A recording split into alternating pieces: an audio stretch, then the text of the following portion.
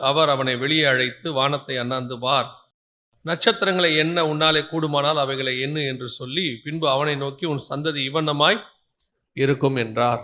அதே வசனத்துக்கு ஒத்த வசனம் திருப்பி ஆபிரகாம்கிட்ட சொல்றாரு. வாசிங்க 22:17 வாசிங்க. நான் உன்னை ஆசீர்வதிக்கவே ஆசீர்வதித்து உன் சந்ததியை வானத்து நட்சத்திரங்களைப் போலவும் கடற்கரை மணலைப் போலவும் பெருகவே பெருகப் பண்ணுவேன் என்றும் உன் சந்ததியார் தங்கள் சத்துருக்களின் வாசல்களை சுதந்தரித்துக் கொள்ளுவார்கள் என்றும். இதே காரியத்தை 15 சொன்னவர் 22 சொல்றார். 15 சொல்லும் போது அவன் கானானுக்கு வந்து சேர்ந்தான். கானானுக்கு வந்தவொடனே சொல்றாரு, உன் சந்ததி வானத்து நட்சத்திரத்தை போல இருக்கும். இப்ப அதை சுதந்திரிக்கிறதுக்கு அவன் பண்ண முதல் வேலை கர்த்தர் சொன்ன இடத்துக்கு வந்துட்டான். இப்ப அடுத்து ரொம்ப முக்கியமான இடம், கானானுக்குள்ள அவன் என்ன பண்ணாங்கிறதா ரொம்ப முக்கியம். 22ஆம் அதிகாரத்துல அவன் ஒண்ணு செய்யறான்.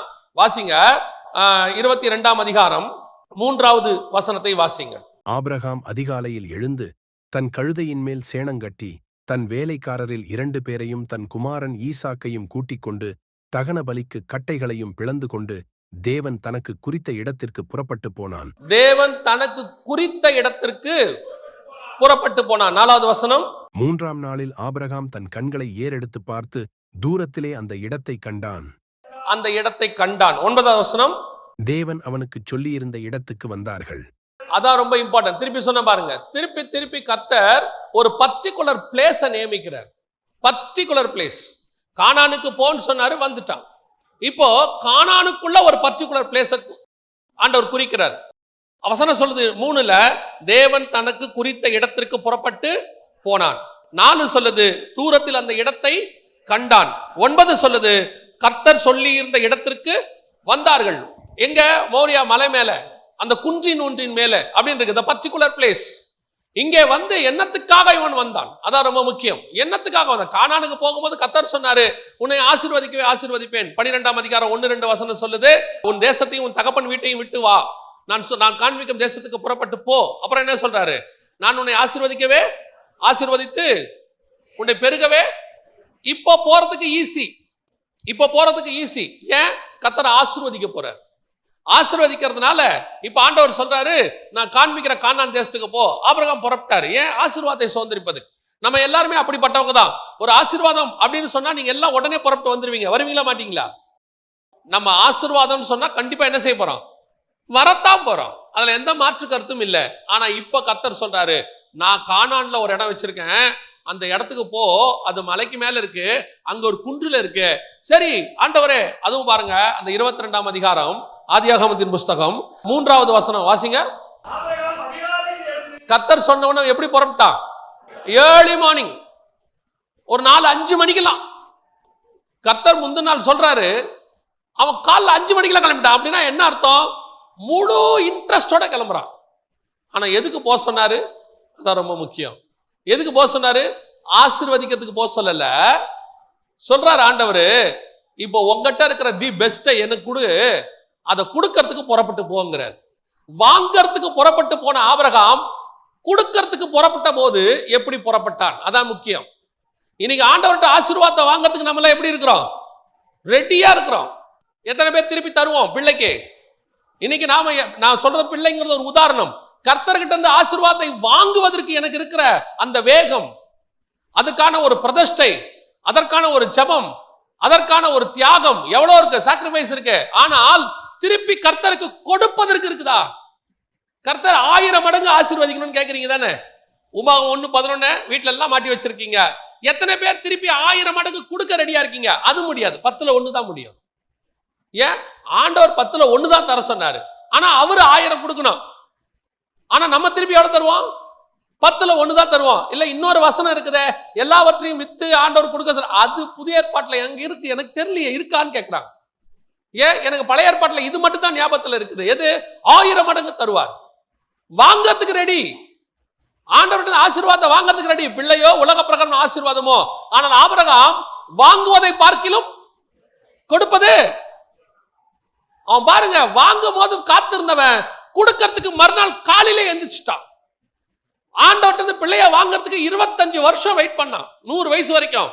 ஆனா திருப்பி கேட்கும் போது மறுநாள் அதிகாலையில், ஏர்லி மார்னிங். என்னதான் சாராள்கிட்ட சொன்னானா சொல்லலையா ஒன்னும் தெரியல. காலையில ஏர்லி மார்னிங் கிளம்பிட்டான். எத்தனை பேர்? இதுதான் பைபிள் சொல்றது, உற்சாகமாய் கொடுக்கிறவனிடத்தில். இந்த உற்சாகமா கொடுக்கிறோமா ஆண்டவருக்கு? ஆண்டவர் சொல்றாரு, உன் சந்ததி வானத்தின் நட்சத்திரத்தை போல இருக்கும். ஏன் இருக்கும்? உனக்கு உண்டான அந்த ஒன்னை நீ எனக்கு கொடுத்தவர், அதுவும் முழு இருதயத்தோட கொடுத்தவர், காலையிலேயே நான் சொன்ன இடத்துக்கு வந்து கொடுத்தவர். எத்தனை பேர் அப்படி செய்வோம்? ஆபிரகாம் ஆஃபரிங்க வந்து வாங்கிக்க சொல்லல, அவன் போய் கொடுத்தான். அதுதான் அந்த ஆசீர்வாதத்தை கர்த்தர் சொல்றாரு, உன் சந்ததி வானத்தின் நட்சத்திரத்தை போல இருக்கும். எத்தனை பேர் கர்த்தருக்கு கொடுக்கறதுக்கு? நான் திருப்பியும் சொல்றேன், ஐம் நாட் டாக்கிங் அபவுட் இந்த ஆஃபரிங்கை பத்தி பேசல, நான் காசு பணத்தை பத்தியே பேசல. எத்தனை பேர், நான் இப்ப நேரடியாவே சொல்றேன், எத்தனை பேர் உங்க பிள்ளைகளை ஊழியத்துக்கு தருவீங்க? கர்த்தர் தானே பிள்ளையை கொடுத்தாரு. எத்தனை பேர் பிள்ளையை திருப்பி ஊழியத்துக்கு தருவீங்க? பையனை வளர்க்கும் போது கர்த்தருக்குன்னு வளர்க்கணும், கர்த்தருக்கு கொடுக்கறதுக்கு வளர்க்கணும். இன்னைக்கு நாம வாங்கறதுக்கு ரெடி, கர்த்தருக்கு கொடுக்கறதுக்கு ரெடி இல்ல. இவங்க என்ன செய்வாங்க? வேர்ல்ட்லிய கவர்மெண்ட் தெரியுமா? உலகத்து வேலைக்கு போனீங்கன்னா அவன் ஒரு சம்பளம் ஃபிக்ஸ் பண்ணுவான், அந்த சம்பளத்துக்கு உங்க வாழ்க்கையை நீங்க அமைச்சுக்கணும். ஆனா ஹெவன்லி கவர்மெண்ட் உங்க வாழ்க்கைக்கு என்ன தேவையோ அதை ஃபிக்ஸ் பண்ணி கொடுக்கும். ஊழியக்காரன்னா அவ்வளோ கேவலம். இப்ப ஒரு பொண்ணுக்கு மாப்பிள்ள சொன்னாங்க, பார்த்த உடனே அவர் ஒரு ஊழியத்தில் இருக்கிறாருன்னு அந்த அம்மா சொல்றாங்க, நல்லதுதான் பாஸ்டர், ஒரு நல்ல பையனா இருந்தா சொல்லுங்க. வேற ஏதாவது ஒரு, ஏன் இவன் என்ன கெட்ட பையனா? கெட்ட பையன் இல்ல. அவங்கள பொறுத்த வரைக்கும் மாசம் 1.5 லட்சம் சம்பளம் வந்துச்சுன்னா நல்ல பையன். ஏன்னா லைஃப் சேஃப். மாசம் 1.5 லட்சம் வரும்னு நம்பாதிய. 50,000 பேரை வேலையை விட்டு தூக்கிட்டான் பெரிய பெரிய கம்பெனிக்காரன். எத்தனையோ கம்பெனி வேலை இல்லாம சுத்தி தெரியுது. இப்பவும் சொல்றேன், கர்த்தர் கரத்தில் விழுவோமாகில் கர்த்தர் பாதுகாத்துக் கொள்ள வல்லமை உள்ளவராக இருக்கிறார். கர்த்தருக்கு கொடுக்கறதுல அவ்வளவு வாஞ்சியா இருக்கணும். நான் திருப்பியும் சொல்றேன், உங்க பிள்ளைகளை, உங்களை, நீங்க உங்களை ஆண்டவருக்கு எவ்வளவு கேள. சர்வாங்க தகன பலின்னு இருக்குல்ல, புதிய ஏற்பாட்டுல இருக்கு, நம்மை ஜீவாதார பலியாய் கொடுப்பதே புத்தியுள்ள ஆராதனைன்னு இருக்க. இன்னைக்கு நாம நம்மளை கொடுக்க ரெடியா இல்ல. தேவனிடத்துல வாங்குற அளவுக்கு இருக்கிற இன்ட்ரெஸ்ட் தேவனுக்கு கொடுக்கறதுல இல்ல. ஓய் ஆண்டவர் சமூகத்துல ஒப்படைக்கணும். அவன் தன் ஒரே பேரான குமாரனை, நேசகுமாரனை, ஏக சுதனை, வசனம் சொல்லுது, அவன் கொண்டு போய் கொடுத்தான். இப்ப கர்த்தர் சொல்றாரு, அவனை எனக்கு தந்த இல்ல, ஒன்னே ஒண்ணுதானே கொடுத்த, இப்ப நான் திருப்பி தருவேன் உனக்கு, ஆனா அதை உன்னால எண்ணவே முடியாது என்று சொல்லுகிறார். வசனம் சொல்லுது. அப்பதான் ஆண்டவர் அதை சொல்றாரு 22:17, உன் சந்ததி வானத்தின் நட்சத்திரத்தை போலவும் கடற்கரை மணல். எப்ப சொல்றாரு? நான் கேட்ட உனக்குன்னு இருந்த ஒண்ணு நீ எனக்கு கொடுத்தல்ல, இப்ப நான் திருப்பி தருவேன் பாரு, அது எப்படி இருக்குமா? நீ என்ன கூடாததாக இருக்கும். கடைசியாய் சொல்லி முடிக்கிறேன். பிதாவாகிய தேவன் தம்முடைய ஒரே பேரான குமாரனை தந்தருளினார். ஒரே ஒருத்தரை கொடுத்தாரு. இன்னைக்கு அவருக்கு எண்ண முடியாத திரளான கூட்டமாகிய ஜனங்கள் வெள்ளை அங்கிகளை தரித்துக் கொண்டு சிங்காசனத்திற்கு முன்பாக நிற்பதற்கு ரெடி ஆயிடுச்சு. அவர் கொடுத்தது ஒரே குமாரன், திருப்பி பெற்றுக்கொண்டது எண்ணி முடியாத கூட்டம். ஆபிரகாம் கொடுத்தது ஒரே நேசகுமாரன், திருப்பி பெற்றுக்கொண்டது எண்ண முடியாத வானத்தின் நட்சத்திரமும் கடற்கரை மணலும். அதே தேவன் தான் உங்களுக்கு சொல்றாரு, அவர் எங்க போ சொல்றாரோ, எங்க நிக்க சொல்றாரோ, என்ன கொடுக்க சொல்றாரோ அந்த இடத்துக்கு போங்க, அங்க நில்லுங்க, அதை கொடுங்க. 1000 மடங்கு அல்ல, எண்ணி முடியாத அளவுக்கு கர்த்தர் திருப்பி கொடுக்க வல்லமை உள்ளவராக இருக்கிறார். அல்லேலூயா. நீங்க வச்சிருக்கிற கொஞ்சத்தை இதெல்லாம் கொடுக்க முடியாது, எங்கிட்ட இருக்கிறது ஒன்னே ஒண்ணு, கண்ணே கண்ணு. ஆண்டவர் சொல்வாரு, கடைசி வரைக்கும் இந்த ஒன்னே ஒண்ணு கண்ணே கண்ணு தான் உன் லைஃப்.